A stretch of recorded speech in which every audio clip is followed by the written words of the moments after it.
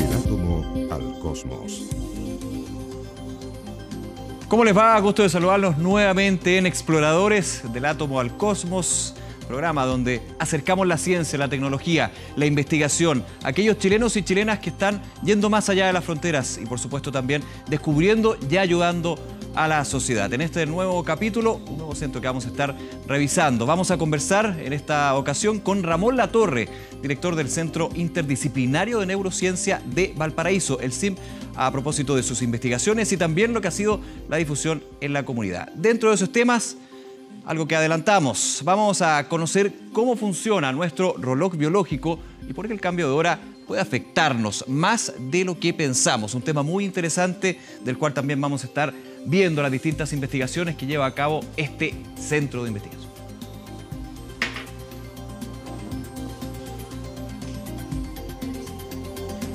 ¿Sabía usted que su cuerpo produce una sustancia casi idéntica a la que se encuentra en la marihuana? Bueno, investigadores del CIM están estudiando cuál es su rol en nuestro cerebro y cuáles son los efectos que puede generar en nuestra conducta.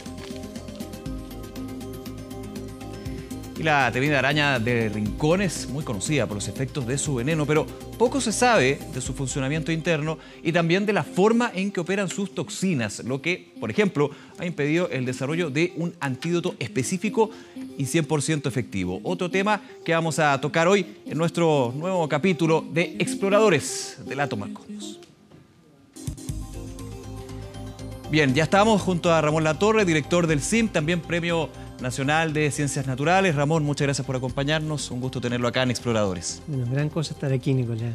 Bien, quiero partir primero, nos gusta traer en simple, en sencillo, lo que es la ciencia y la investigación. Y si usted nos puede contar un poco de qué se trata la neurociencia, brevemente. Porque hemos estado hablando de distintas disciplinas científicas y de hecho vamos a estar conociendo un poco del centro, que hay varios aspectos en términos de disciplinas de la ciencia que están involucrados en el CIM. Bueno, es difícil definir la neurociencia como un todo, pero si uno pudiera decir en pocas palabras qué es lo que es, yo creo que es tratar de entender cómo podemos reconocer al mundo externo y cómo nuestro organismo funciona y cómo podemos movernos, cómo podemos sentir emociones. Ese es el tipo de cosas que vamos de a poquito los neurocientíficos tratando de entender. Claro, está 100% inmerso en lo que es el ser humano, en su actitud, en el sentido que tiene la vida, porque finalmente es cómo el ser humano se va comportando en el entorno y los distintos bemoles que también se van dando en él. Pero lo lindo de esto es que una neurona mía o tuya no es diferente de la neurona de una mosca o de un gusano. Entonces es por eso que se ha ganado tanto conocimiento a través del sistema nervioso, a través de estos sistemas muy pequeñitos, porque tienen mucho menos neuronas que nosotros, son más simples. Claro. Entonces es más fácil entenderlo, como vamos a ver dentro de poco. Vamos a ver justamente eso, Ramón, de una de las investigaciones que está llevando a cabo el CIM, para conocer más del trabajo que se desarrolla ahí y también de nosotros mismos, como lo dice Ramón Latorre. Los invito a ver la siguiente nota que trata sobre cómo funciona nuestro reloj biológico y qué pasa, por ejemplo, con esas horas de sueño perdidas, cuando enfrentamos un cambio de hora estacional o, por ejemplo, también un viaje transmeridiano. Vamos a revisar. Somos una especie diurna y nuestro cuerpo está diseñado para dormir de noche y estar despierto de día. Sin embargo, la vida moderna ha ido alterando esos ciclos naturales para los que fuimos diseñados. La aparición de la luz eléctrica fue el primer gran cambio que revolucionó nuestros ciclos naturales de sueño. Los viajes en avión hacen posible despertar en un lugar donde ya es mediodía o incluso de noche. ¿Puede nuestro organismo resistir estos cambios sin problemas? John Ewer, tras años de trabajo de investigación en Estados Unidos, decidió volver a Chile y apostó por trabajar en el CIMV para desarrollar en Chile investigación de punta. Se especializa en descifrar los secretos del reloj biológico de distintas especies. Cuando en Chile, el 2015, se decidió continuar con el horario de verano durante el invierno, se interesó en los efectos que esto podía traer para los chilenos a lo largo del país. Estar despierto a las horas en que el reloj biológico te dice que debes dormir es malo para la salud. ¿Ya? Hay un montón de cosas que pasan fisiológicamente, que pasan a ciertas horas del día y no a otras, y forzarse a hacerla a otra hora causa problemas de salud. Lo más importante es causa aumentos en las hormonas del estrés Y eso a la larga, digamos, tiene efectos sobre la hipertensión, diabetes, cosas así. ¿Ya? Tiene un efecto fisiológico claro. Un cambio de 1 hora no es tan severo como un cambio de 12 horas, como un nochero. Entonces los efectos más severos se ven en personas que trabajan por muchos años a horarios alternados, digamos. ¿Ya? Esas personas van a acumular problemas de salud a la larga. ¿Ya? Va a demorar algunos años, pero son irreversibles y son daños muy serios. Cualquier desfase tiene un efecto sobre tu salud. ¿Ya? Por ejemplo, el cambio de horario de primavera causa un aumento en 5% de la frecuencia de ataques cardíacos. ¿Ya? 5% es un número razonable en una población grande, ¿cierto? Entonces, estos cambios tienen un impacto sobre tu salud. El horario debería ir cambiando con la estación, de tal manera que nos despertamos más o menos a la hora que se levanta el sol. El estudio de nuestro reloj biológico es mucho más amplio de lo que parece, pues conocer nuestros tiempos también puede ayudarnos a prevenir y sanar enfermedades. Los relojes biológicos son conservados a lo largo de todas las especies y nosotros estudiamos en el laboratorio con un insecto. Esta mosca, ¿no es cierto?, primeramente se descubrieron los genes, ¿no es cierto?, que controlan este reloj biológico en esta mosca y luego se observó que los humanos teníamos esos mismos genes homólogos. Por lo tanto, esta mosca nos constituye un organismo modelo sumamente específico para poder estudiar, ¿no es cierto?, tanto el mecanismo básico, ¿no es cierto?, de cómo funciona este reloj biológico, como el reloj maestro, que en el caso de la mosca también se localiza en su cerebro, cómo ese reloj es capaz, ¿no es cierto?, de entregar la información a todos los relojes periféricos, al igual que nuestros relojes periféricos, por ejemplo, el hígado, el corazón, el pulmón, etc. Hoy en día se sabe, ¿no es cierto?, que si es que tú das un tratamiento anticancerígeno, ¿no es cierto?, en un momento específico del día, vas a tener un mayor impacto en la destrucción de ese tumor que si lo haces en otro momento del día. ¿Ya? Y todo eso se ha podido entender gracias al estudio del reloj biológico en organismos modelo. Sin duda, el cambio de hora no es algo para pasar por alto, como tampoco nuestras horas de sueño, un aspecto clave para mantenernos sanos y en armonía con el funcionamiento para el cual estamos diseñados. Muy importante entonces el efecto que puede tener el tiempo sobre nosotros y bien relevante eso, Ramón, adelantando un poco lo que usted me decía anteriormente.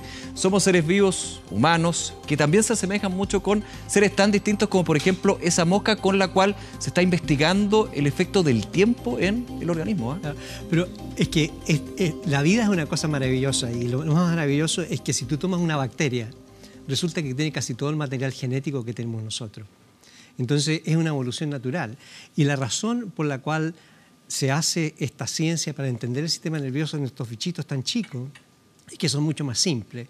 De hecho, hay un premio Nobel famosísimo, Ramón y Cajal, el primer premio Nobel español, que gran parte de lo que sabemos del sistema nervioso de los seres humanos en estos momentos, él estudió en embriones de pollo, porque las neuronas estaban recién desarrollándose. Claro. Entonces aquí hay una cosa que es extremadamente importante de darse cuenta, es que, digamos, no puede haber innovación, entender las cosas, si no hay conocimiento previo.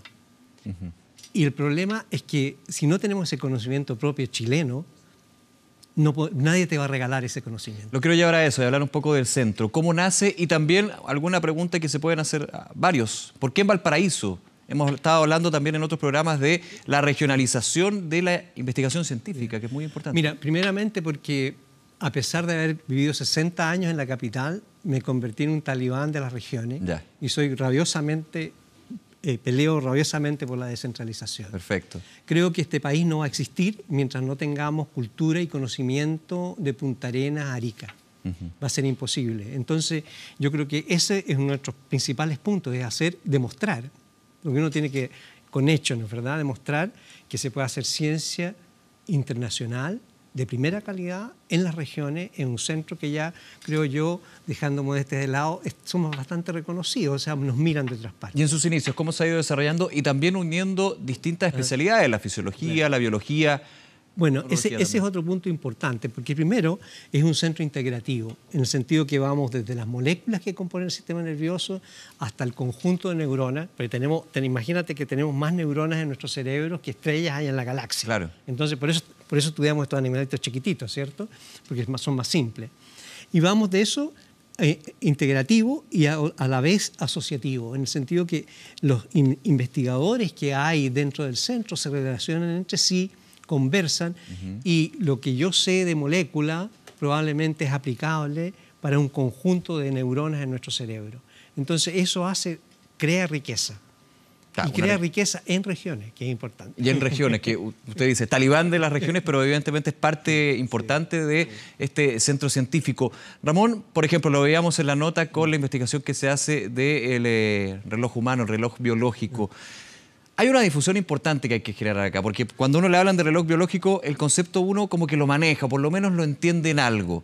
Ustedes han llevado una difusión importante sobre esta investigación y otras investigaciones. ¿Por qué aterrizar, o más bien, como se podría decir, bajar la ciencia del Olimpo a el común de los mortales? No, yo creo que es esencial hacerlo, porque yo creo que nosotros, los investigadores, recibimos plata del Estado. Y tenemos un deber de comunicarle al ciudadano lo que hacemos. Y para que el ciudadano entienda, tenemos que hacerlo en términos simples. Porque la ciencia, si alguien no puede explicar de manera simple lo que está haciendo, quiere decir que no lo entiende muy bien. Ahora le pregunto, ¿se puede hacer considerando lo técnico, lo difícil que puede ser la neurociencia, por ejemplo, partiendo por esta especialidad? Yo he escuchado a matemáticos hablar de amontonamientos de esferas, por ejemplo, la matemática, amontonamiento de esferas, y usted se queda con la boca abierta. Claro. He hablado de físicos, los electrones son unas partículas rarísimas, esquizofrénicas, que son ondas y qué sé yo. Y se lo explican a usted y usted, entendí. Entonces, es perfectamente posible. Yo creo que hay cosas más complicadas que otras, pero no es tan difícil llevar eso a la gente. Porque hay montones de ejemplos. O sea, hay un libro que yo leía cuando era pequeño y que probablemente estoy aquí por eso, digamos, que se llamaba, era de Paul de Grief, era Cazadores de Microbios. Entonces, era cómo los investigadores biológicos encontraron las bacterias que producían la tuberculosis, etc. Y así parte, con esa curiosidad. Y vamos también con la curiosidad que caracteriza el programa, ver otra investigación que está desarrollando el centro, porque nuestro cerebro es nuestra herramienta para aprender y conocer el mundo, pero paradójicamente aún no podemos realmente conocer por completo cómo funciona. Bueno, en el CIMP están investigando sobre una sustancia en particular conocida como la endocannabis, que es producida por nuestro cerebro y que es prácticamente idéntica a la que está presente en la marihuana. Miren.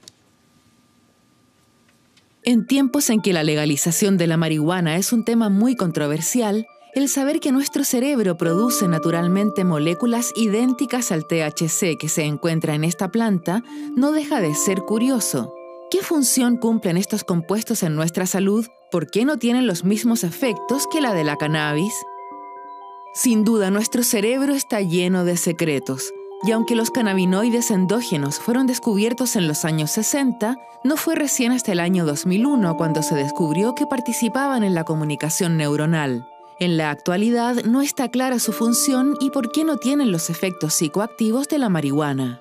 Todo parece indicar que tienen un efecto en la forma en que pensamos, sentimos y observamos el mundo. Y en el CIMP están investigando para responder a algunas de estas interrogantes. El sistema endocannabinoide está en todo tu organismo, pero a mí me interesó una parte, que es el sistema nervioso central, cómo nuestras memorias, pensamientos, ideas pueden ser reguladas por el sistema endocannabinoide. ¿Qué pasa cuando yo lo modifico? ¿Qué pasa cuando yo lo elimino? ¿Qué pasa cuando lo sobreestimulo? ¿Qué pasa cuando lo consumo en etapas muy tempranas del desarrollo o muy tardía en el desarrollo? Son preguntas que siempre me han fascinado. Y especialmente en cómo funciona tu sistema sensorial, cómo percibimos el mundo y cómo los endocannabinoides están cambiando esta percepción del mundo exterior. Sabemos que los endocannabinoides regulan tu memoria, regulan tu sistema nervioso central, pero no sabemos cómo ellos modulan tu adicción, cómo ellos modulan tu forma de hablar, cómo ellos modulan tu forma de caminar. Todo eso está en pañales, como se dice en ciencia, está recién comenzando a surgir. El sistema endocannabinoide tiene una función regulatoria. Entonces yo no sé cuáles son todas las desventajas de eliminar el sistema. Por ejemplo, hoy día sabemos que si tú cambias la proporción, o sea, si tú piensas que están los cannabinoides en un balance y yo disminuyo este balance o aumento este balance, puedo generar depresión, cómo puedo generar ansiedad, cómo puedo producir esquizofrenia. Por lo tanto, sí es importante para mantener el funcionamiento del cerebro. Pero en realidad lo que ellos hacen es regular cómo se comunican las neuronas, cómo las neuronas se hablan entre ellas. Eso es lo que hacen los endocannabinoides. Entonces, por lo tanto, cumplen una función de reguladora del sistema muy, muy importante. Para impulsar aún más el potencial de su trabajo, los investigadores del CINF trabajan en equipo y establecen redes de cooperación internacional para obtener la mayor cantidad de información posible y complementar los resultados obtenidos. La ciencia no es individualista. La ciencia no se puede trabajar individualmente, la ciencia es grupal. Nosotros aquí lo que estamos haciendo es un laboratorio donde yo soy el jefe o la cabeza del laboratorio, pero son ellos los que están, son 5 o 6 personas las que están trabajando o están detrás de estos proyectos. Y además tenemos colaboraciones con gente tanto en Chile como en el extranjero. Pero no todo es investigación básica ni trabajo de laboratorio. Actualmente están abriendo una nueva línea de investigación clínica con pacientes con patologías oftalmológicas, pues es en la retina donde se encuentran altas concentraciones de endocannabinoides.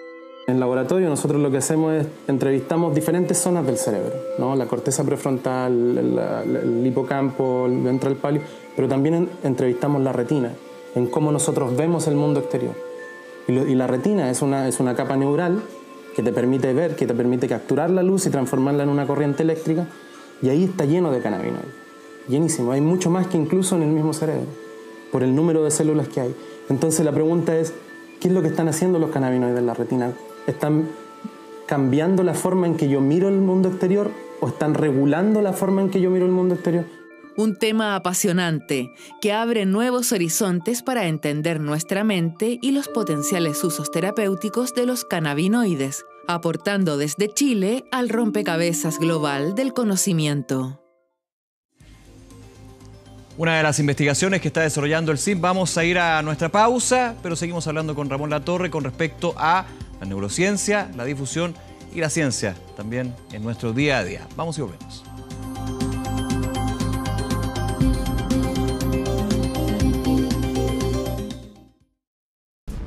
Lo que impacta a un país. Es un Mercedes-Benz, sofisticado, perfectible. La concentración de la riqueza es cada vez más perversa. Lo que nadie se atreve a tocar. Yo en el Sename, en primer lugar, nunca me sentí acogido. Muéstrame un detenido desaparecido en Venezuela. Te lo exijo, te lo exijo. Lo que todos comentan. Las universidades deben estar dirigidas por rectores y no por controladores. El debate está en El Informante. Hoy, después de Moisés, solo por TVN. La mañana informativa, de lunes a viernes con Carla Zunino. Canal 24 horas. El 2017, la fiesta se arma en Olmué.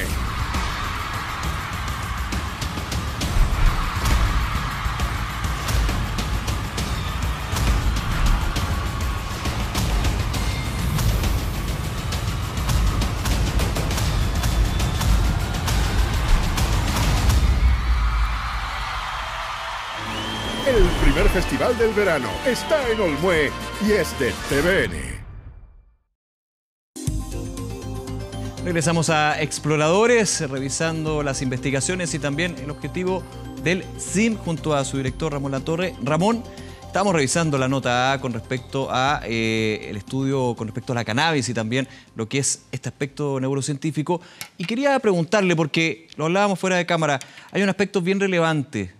Hay un conocimiento que se está aprendiendo aquí en Chile y por sobre todo con un tema, por ejemplo, tan coyuntural como es el consumo de marihuana, un tema que está más allá de lo científico, un tema que está en lo político, en lo moral, pero que tiene una investigación ahí bien inmersa en el centro, ¿no?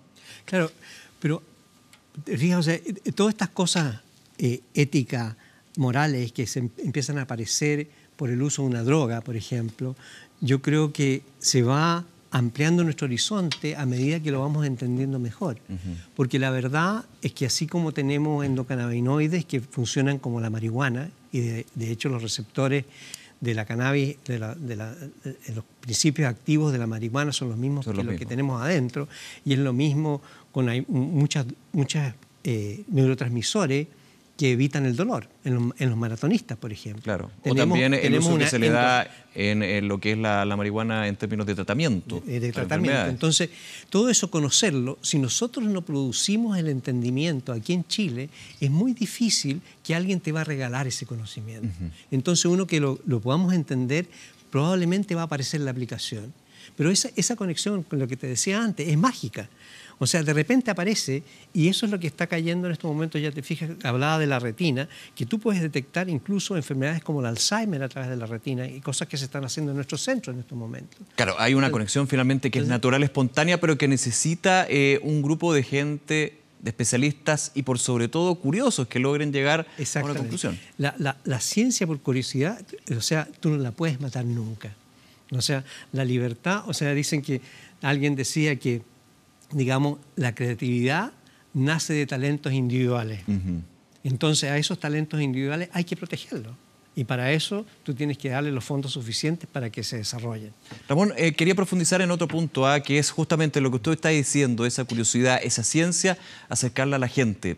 Tengo aquí nombres bien interesantes, Ciencia al Tiro, charlas que hace el centro, también tertulias porteñas, que son actividades donde justamente se baja de alguna manera del pedestal científico a el resto de las personas. ¿Cómo ha sido esa experiencia y también cuál es el paso a seguir? Porque evidentemente desde la necesidad y la curiosidad de todas las personas se van poniendo más desafíos. Mira, la experiencia ha sido maravillosa porque en el caso de las tertulias lo que tratamos es un problema de la conciencia. Tú puedes tratar el problema, o los sueños. ¿Ya? En los sueños claramente hay una manera de entender los sueños a través de la ciencia, pero también los poetas se dedican a hablar de los sueños, ¿no es verdad? Y también los psiquiatras y especialistas en problemas de sueño. Entonces hay una relación que es fantástica entre el arte, las humanidades y la ciencia. Y uno se da cuenta que la creatividad, el proceso creativo, no es muy diferente, ¿no es verdad?, en lo que hace un novelista o un músico o lo que hace un científico. Digamos, de las distintas disciplinas. De las disciplinas. Entonces, que pueden ser completamente diferentes. Y lo que pasa en estas tertulias es que tú ves cómo van convergiendo el científico con el poeta o con la actriz, y las cosas van convergiendo. Y al final la gente entiende y la gente se da cuenta que no está tan alejado la humanidad de la ciencia. Imagínese. Yo digo que la ciencia y las humanidades unidas jamás serán vencidas, ¿no es verdad? Una frase bien fuerte y que hay que tenerla bien presente. Vamos a hablar un poquito más de esa convergencia y conociendo también la gran variedad de temas asociados a este concepto, la neurociencia. Los dejamos con una nota relacionada con un arácnido no muy querido, pero bastante común en todo el país, la temida araña del rincón. ¿Será posible encontrar un antídoto para su veneno letal? Lo vemos. La popular araña del rincón es en realidad bastante más desconocida de lo que pensamos. Parte de una familia de arañas que apareció hace 100 millones de años, esta peligrosa criatura sin duda que está aquí para quedarse. Aunque su comportamiento ha sido ampliamente estudiado y se sabe que es tímida y más activa durante la noche, poco se ha investigado sobre la forma en que funciona su fisiología, el modo de operar de su veneno o por qué en algunas personas resulta fatal, mientras que en otras no pasa de ser una mordedura más. Investigadores del Laboratorio de Fisiología Sensorial del Centro Interdisciplinario de Neurociencias de Valparaíso están estudiando este peligroso arácnido, potencialmente presente en todos los hogares de Chile. Dentro del veneno, la sustancia tóxica, la toxina esfingomielinasa D, está en unas proporciones mínimas y así todo es capaz de causar un daño sistémico y la muerte. El interés por las arañas de rincón viene desde mi infancia, ¿sí? En general las arañas a mí me gustan desde que soy niño y estoy trabajando en un laboratorio de fisiología sensorial donde trabajamos con los sentidos. Y una de las cosas que me interesó en un comienzo fueron los sentidos de la araña. Y de ahí todo, una cosa lleva a la otra y terminamos trabajando con la araña de rincón y su rol como un posible agente de riesgo en las casas. Esta araña es potencialmente el animal más tóxico en relación a su tamaño, porque bastan solamente unos microlitros de su veneno para causar potencialmente la muerte. El veneno de la araña de rincón tiene muchos componentes, ¿sí? Uno de los principales es una enzima que se conoce como fosfolipasa D, ¿sí? O esfingomielinasa D, Esta enzima, entre otras características, lo que hace es disolver membranas celulares, ¿sí? Prácticamente lo que hace el veneno de la araña de rincón es disolver las células, romperlas y disolverlas, generando un daño que es progresivo. Se sabe también que es capaz de dañar tejido sanguíneo, ¿sí? Células sanguíneas, directamente glóbulos rojos.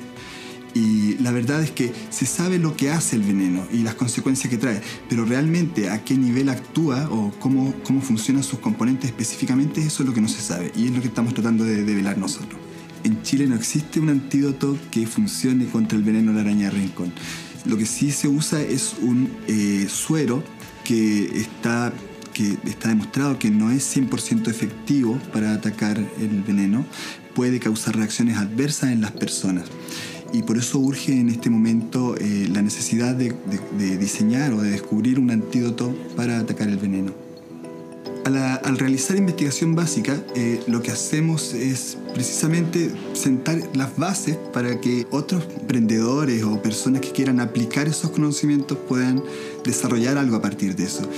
Potencialmente los venenos que se han estudiado hasta ahora de otras especies han generado tratamientos para el cáncer, tratamientos para la impotencia masculina.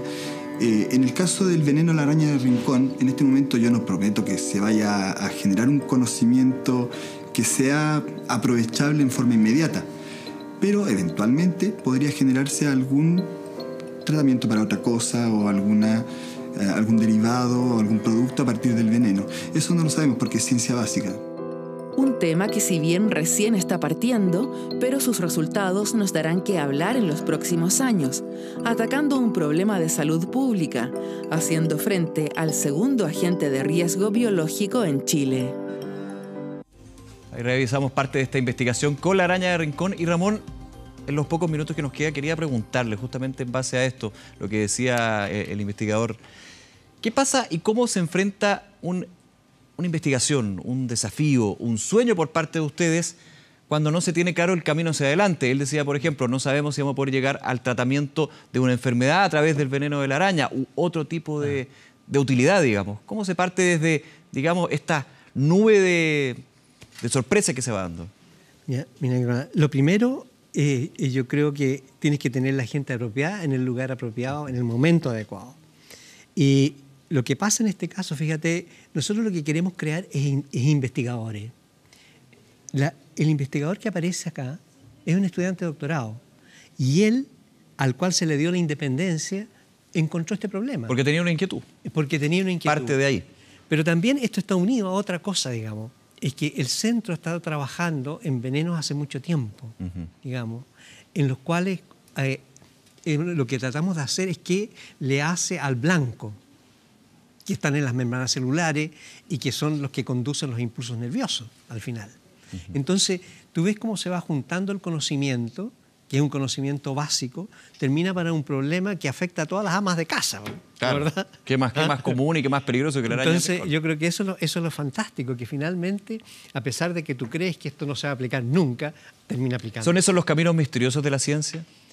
Los caminos misteriosos de la ciencia, yo creo que están en una parte que no sabemos de nuestro cerebro y que produce de repente las respuestas sin que tengamos la más mínima idea cómo apareció.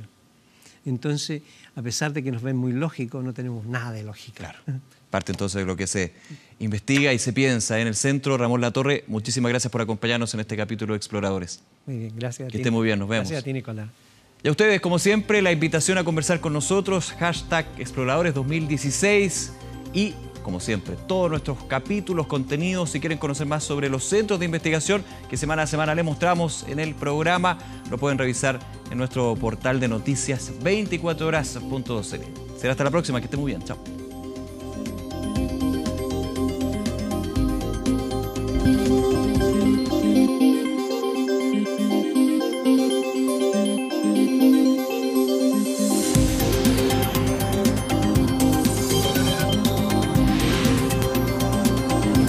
Exploradores del átomo al cosmos.